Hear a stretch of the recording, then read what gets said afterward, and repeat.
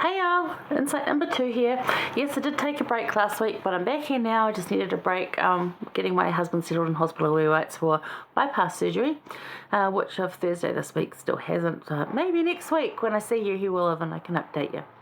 I just needed a week to, sleep and sort of figure it out. And yeah, I'm here now. I'm good. It's all good. All right. Let's get into this. We've already done a little bit of Section 85 and talked about that. We're going to go into Section 86. Now we're going to look at all of it, and then for insight number 3, we're going to look at just verse 11. So this is while Joseph Smith's reading through and tidying up the translation of Matthew specifically, ready for printing. And to say that it's done. So this is reviewing and editing, and he comes across the wheat and the tares, and the Lord gives the meaning of the parable.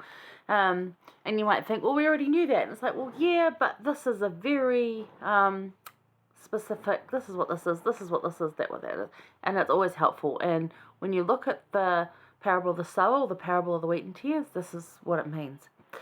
Now, if you're not familiar with it, wheat and tares, because the sower put seeds out.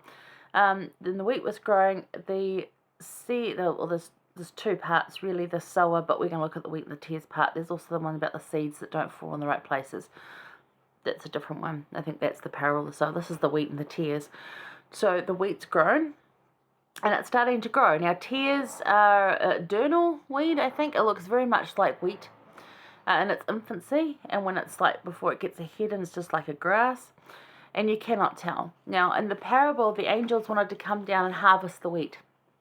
And the Lord says, look, you can't tell yet which one's which. So just wait, because after you harvest the wheat, you leave all the diurnal grass there and you burn the lot down. Like, literally, raise it to the ground, just gone. And he's like, you don't know yet. So you can't tell until it's fully mature. Now, he's talking about us as people on earth. You cannot tell until they're fully mature, as in their entire life, whether they're going to be wheat or tare. And it's not until the end, really, that you can see it's a fully mature wheat.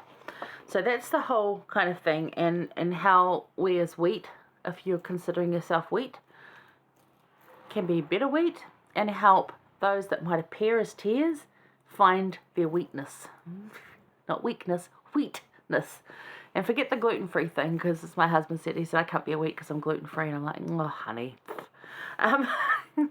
It doesn't matter. That's not the point. It's a parable. So it's talking about how you cannot tell someone, and you shouldn't be judging them because you don't know if they're wheat or tare.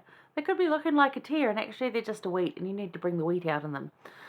That's it. You encourage the wheat out in them by loving, sharing, and inviting. That's it. So that's that. You have a read of that. If you're not familiar with that parable, there's a ton of help online, whether it's from our church or from any number of Catholic churches, Christian churches. Some of the Catholic ones are pretty good.